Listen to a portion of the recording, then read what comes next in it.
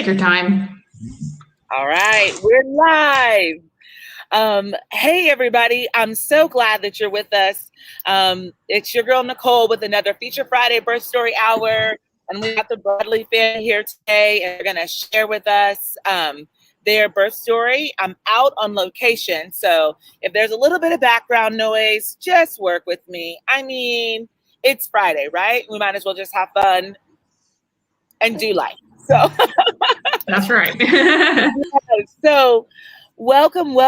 I'm going to have you guys just, everyone's kind of like, the audience is very familiar with Feature Fridays.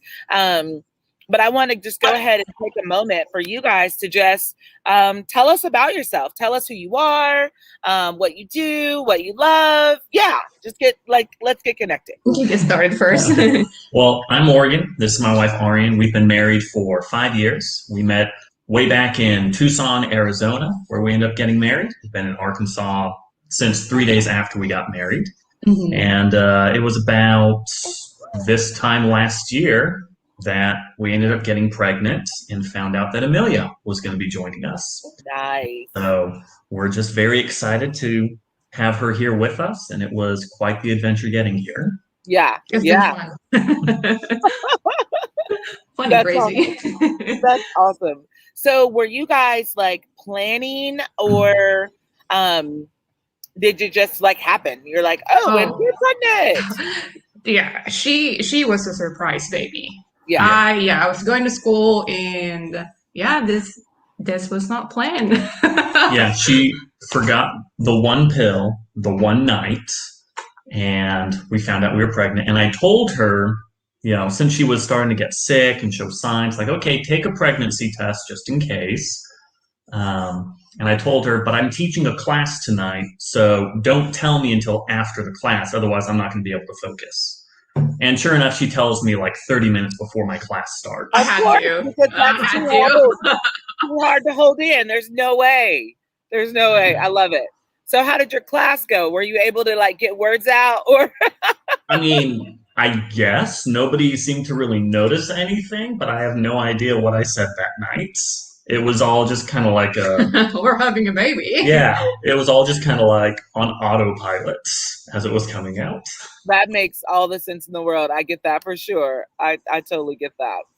Well, tell me just a little bit about like how we got connected. So how did you get connected with Nurturing Arrows, aka Nicole? How did that all happen? Yeah. So, of course, when I found out that I was pregnant, I did all the research, and I look up everything, and I was seeing my first. So I changed my OB-GYN when I was 37. I think 37 weeks, if I remember it right.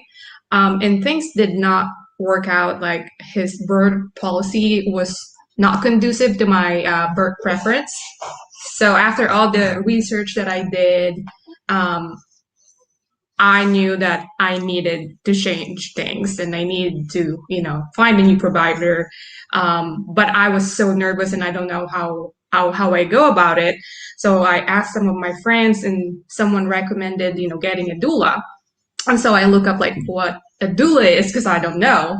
And so I read that, having a doula is such a huge help to birthing mothers. And so it's like, I was convinced. It's like I needed someone, and then I just Googled doulas in Conway pretty much. And I sent out emails, and you were the first one who responded to me. You were so quick, and you were able to help me get in touch with the new OB that I prefer. So yeah, that's pretty much what happened. I love that. And I love how quickly, like, I feel like women and families in general, like, they're pregnant and they're going along and all of the things. And then all of a sudden they're like, hold on, this isn't the plan that I wanted, but maybe hadn't gotten to a place of articulating that to their provider. And then they're, 38, 39 or whatever weeks, 35 or whatever. And then all of a sudden they're like in kind of crisis mode and having to make some big decisions. And it's hard, but like, tell me a little bit, like, do you feel happy that you made that transition? Do you feel like Oh, you absolutely. regret it? Do you question it? Tell us a little bit about a late, well, also a late hire of a doula and a Mhm. late transfer of providers. Like, talk a little bit about that. I'll let you talk about your Well, perspective. so okay, so from Dad's perspective, the first OB was great. We both really, really appreciated the work that he did with us. It just came down to the actual birthing experience. His methods and his policies weren't going to allow us to do the things that we wanted and felt that we needed to be doing.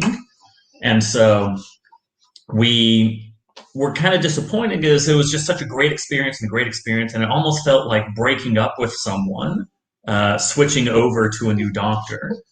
But as soon as we did, we ended up with Dr. Poland from Baptist Health, and she was just fantastic. She was wonderful.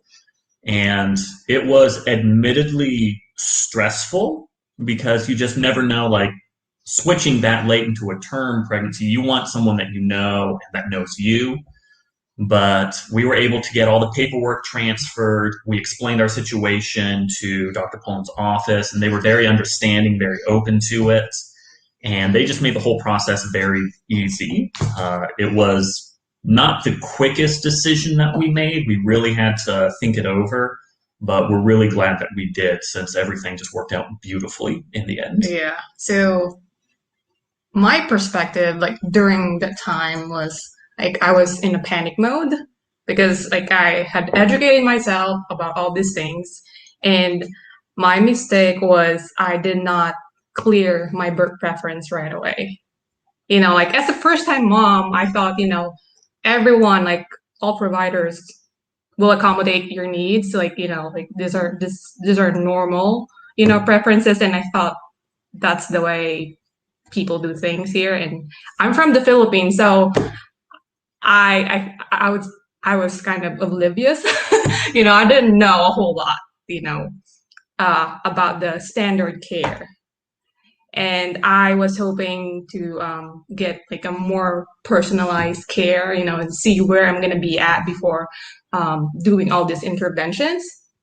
And so, and it was the COVID was like still. Yeah, COVID didn't help. Yeah, COVID did not help. Our appointments were really short. Our OB appointments were really short, so I didn't know a whole lot, as a first time mom, and that's how we got to that point of, okay, I didn't realize that I need to change OB at 37 weeks, and then you really helped me a lot, and you just made me feel just empowered that I'm doing the right thing, and which I needed that time because as a first time mom, you always have this doubt, but I had this intuition in me that, okay, I really need to do this. Like I was nervous that I will, kind of offend him, but at the same time, I need to do what's right for my baby and my health. So It's so it's so interesting how we take in account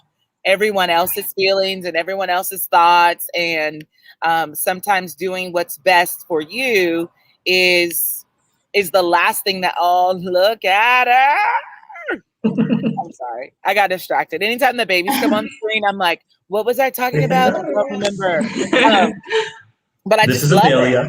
it. Hi, Amelia. She's so precious. She's doing much better Yeah. than she was those first few weeks. That was a real challenge, but Yeah, that was hard. Yep. Yeah. Yep.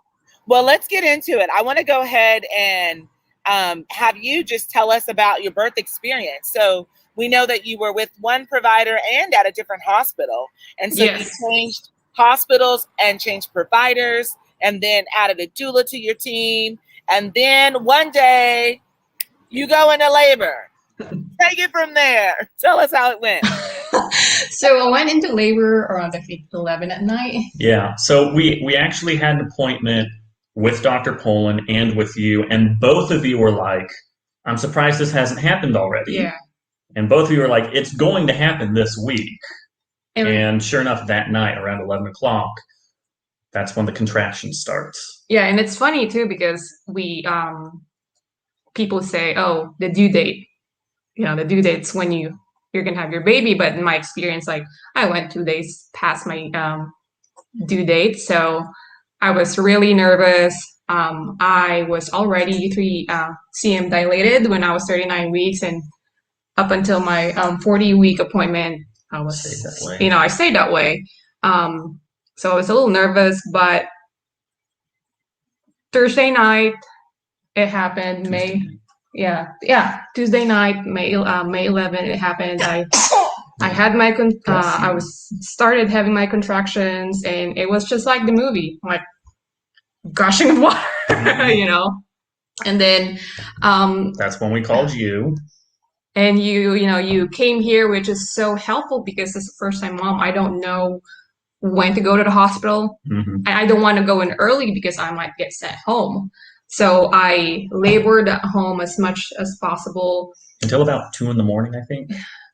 I don't know, probably. And then you helped me figure out, okay, if I'm ready or not. And I think we drove to the hospital around 1 in the morning. No, 2. Close to 2. About Close to 2. Somewhere around there. Yeah.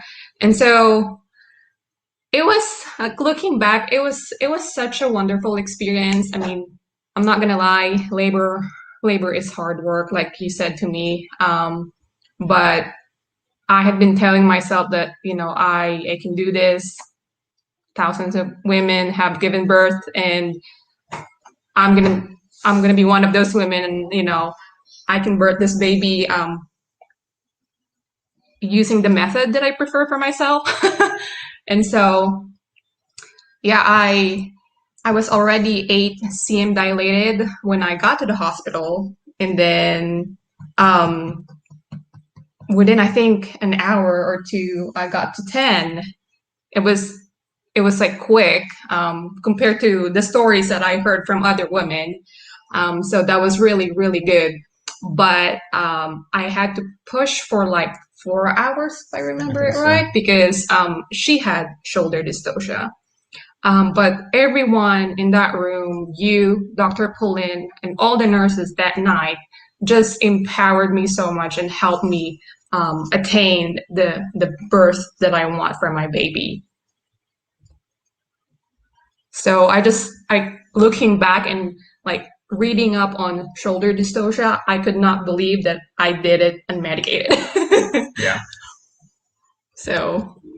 Yeah, and I remember we had, like, you were pushing in, I feel like every position known to birth, right? Like, Mm-hmm. Yes. I remember there was like the throne position, and you were like standing, like kind of squatted with the birth stool, like the birth bar, and you were kind of like squatted over, you were leaned over the back, you were on your side. I mean, we just kind of did all the things. And it was that moment of delivery when there was a shoulder dystocia, Amelia's shoulder dystocia.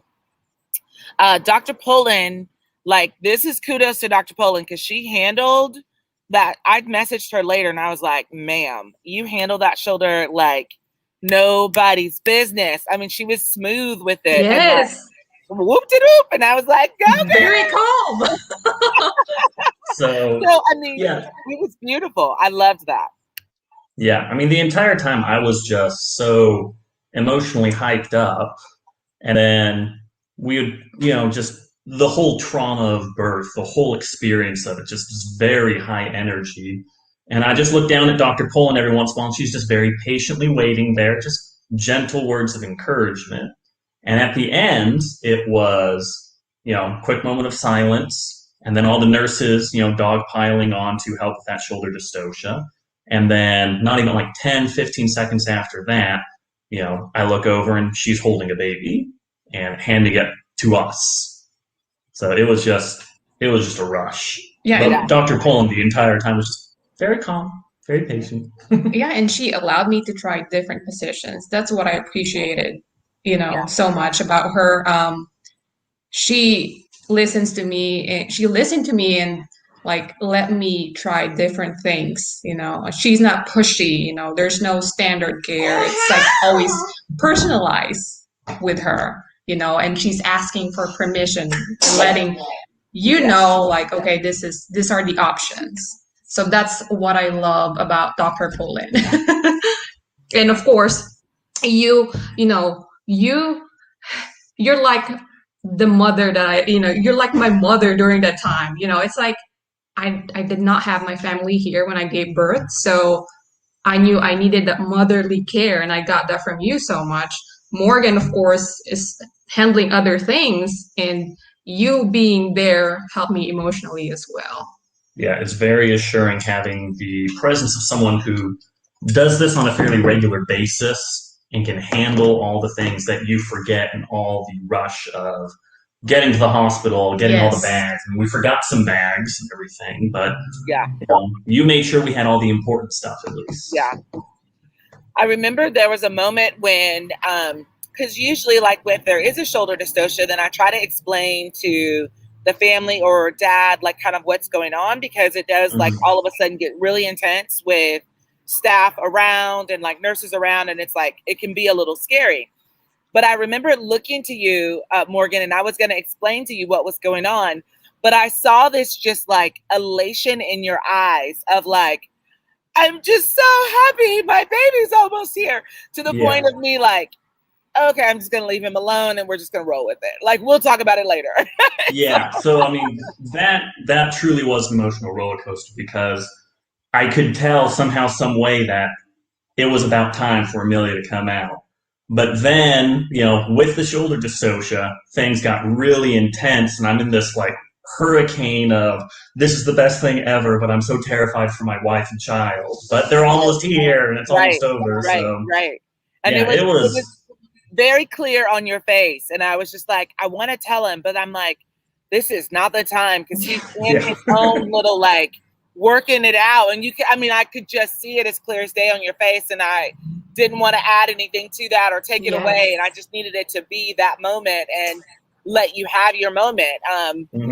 And I think that was important, and I just loved it. I mean, I loved your birth experience. I was so incredibly proud of you. I thought, you rocked it, and I was proud of you for making the hard decision, like as a couple and as a family, and as a mom, like making the hard decision to change providers and like last minute. And it is like, there's a lot of insecurity in doing that, because you're like, I don't know, like I kind of know this person.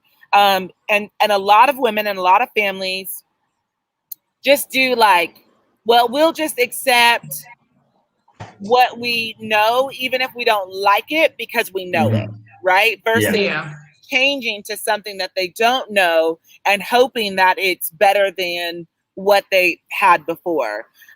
So I felt like you did an amazing job, and I think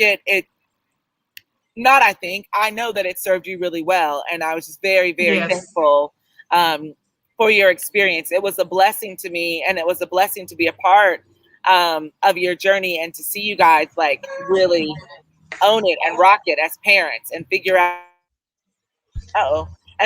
your vibe together. It was beautiful to see. It was beautiful. Thank you. Yeah. Thank you. Oh, I think you're muted. Go. Yeah. I keep muting myself because there's like traffic out here. So then I'm like, wait, hold on. I just muted myself. Wait, come back.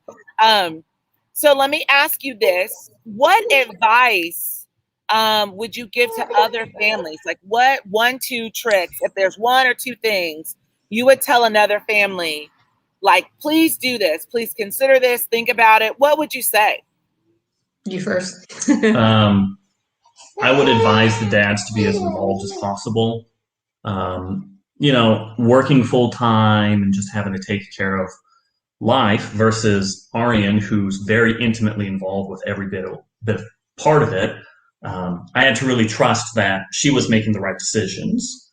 And so, for other dads out there, get as involved as you can, because sometimes you're going to feel very helpless, like we did towards the end of those 37 weeks with the birth preferences.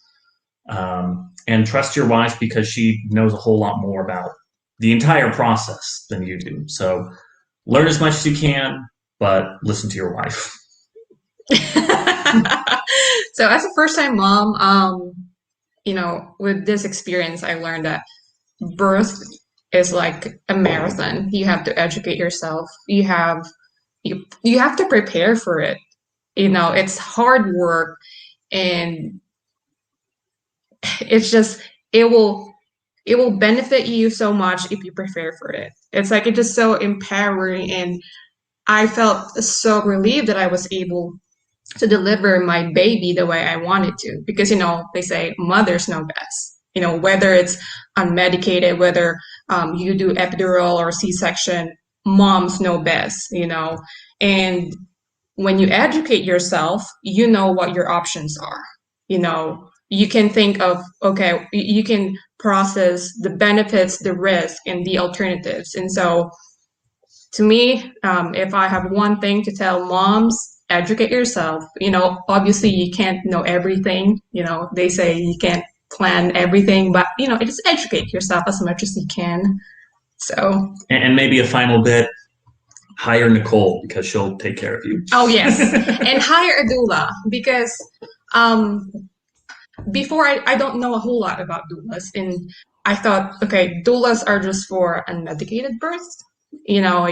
There's this assumption out there that it's not, doulas are not pro medical interventions, when in real life doulas help moms to know the options, and figure out if it's applicable to you or not. So to me, yeah, hiring a doula, especially someone like you who is very knowledgeable and who has contacts, will make a world of difference.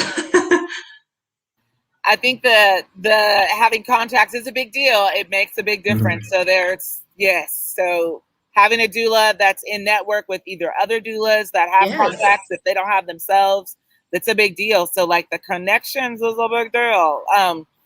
So tell me, did you guys have hesitations about hiring a doula? Like, I know sometimes the financial responsibility for dads, they're like, bro, I could do this. You know what I mean? They kind of feel that way, at least on the initial part. And then it's like, once you have the doula, you're like, oh, actually, I couldn't do that. Or I'm glad that I had somebody to do this with. Talk to me about just how you felt were there any hesitations about hiring a doula and the sticker price and the financial, responsibilities and all that jazz? Well, so I was initially a little hesitant because, like you said, it's like, how much is a doula actually going to do? And you assume that, you're going to go through that whole birth process just as rationally as you're feeling right there in the moment. But with all the stress that especially Arian was going through in those last few weeks, I remember we had the first initial meeting with you, and just seeing the effect that you had on Arian, just calming her down, getting her in the right mental spot. A doula is so much more than just interacting with the medical personnel. It was, you were a therapist in a lot of ways. Yes. And so just seeing the difference going into the office versus 45 minutes to an hour of talking with you immediately had me convinced. And I mean, honestly, when it comes to the well-being of your wife and your child, I'm certainly of the opinion that you need to pay to get that. It is worth every penny. There is a sticker price on it that is going to cause some people to kind of hesitate. But it's worth it. Yeah, I mean, for the sanity and the peace of mind that it offered Arian after 9 months of pregnancy, just about to give up at the finish line, it was worth every penny to get that last push. It's like I was not gonna, just go with the flow with all the preparation that I did. It's like I had to push through. But when I found out about, doulas, I would say I was hesitant because after switching, after finding out that my OBG, who I talked to for the first 36 weeks, did not work out. I feel like my trust was not there anymore. Like I was questioning everyone and everything already. But when you talk to me, and it's just you just calm me, and you just had this vibe that, it's just, I can't explain the feeling. It's just like, I was like crying, after the call, because it was such a relief. You just calmed me and assured me that, everything's gonna work out fine. And it's not just, like promises. You helped me Yeah. find a new, It did. provider. It did work out better. It was more than a promise. Yeah, it did. And so Yeah, I I was love like, that. yep, it is so worth it. And yeah, I did not regret hiring you. And Mhm. I would hire Dula again, if I will have to have another baby again. So, I love it. I love it. And I just appreciate all of your kind words, but then just the reality. And I want more couples to understand this is the experience. This is the truth of that Mhm. experience. And I'm here for it. I'm here for it. Yes. Yes. mhm. Mhm. And like women, like us women, we have moms, sisters, and oftentimes, often they would tell you their story and their preference, but it's kind of like it's one-sided. For me, hiring a doula will give you all the options. It's not, just one-sided. So you care for me like as a mom, but you're still like a professional that gave me, Right. the assistance that I needed to give Right. birth. Yeah. Yeah, absolutely. I'm medicated, so And you did it. yes. Yeah. I love it. So looking back on your birth experience, what do you think prepared you the most and what surprised you the most? Um, so I did a lot of meditation. For me, what worked for me is just meditating, because birth is such a big, it's like a mental work. It's like if like if you think you can do it, there's a big chance that you can do it. If you think you cannot do it, then you cannot do it. So I had to like really meditate and um, just listen to birth affirmations. I read a book. It's called Hypnobirthing, and it helped me so much. It worked for me. It helped me frame my mindset when it comes to birth, because prior to this, like other women up there, I was scared to give birth, because we hear horror stories about birth. Like, we see in the movies, oh, that lady is screaming to death. So reading that, and then doing meditation, listening to birth affirmations, and telling myself that I can do this. It's like that's what prepared me the most. And also the big thing that helped me is writing out, why am I doing this? It's like, if I'm just doing this just so, oh, okay, just to say I gave birth unmedicated, I don't think it's not going to work out. Like, I did it because I wanted to protect my child, because I had a healthy pregnancy.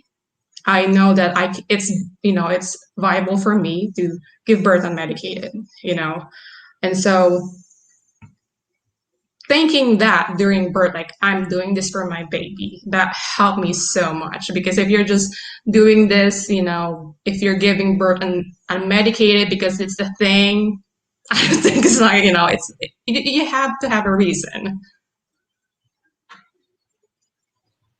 I love that. Absolutely. And I really love the tip, just writing your why down. And when in moments of doubt, you have that. And when you write that out, it's like more in you. You know what I mean? It's like in a gut, like in a gut place and in a heart place and in a mind place.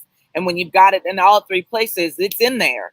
And Yeah. so you push it a little bit harder, and you see yourself, like walk this thing out. And I love it, because I tell people that all the time, like, what you say is what you believe and what you will do.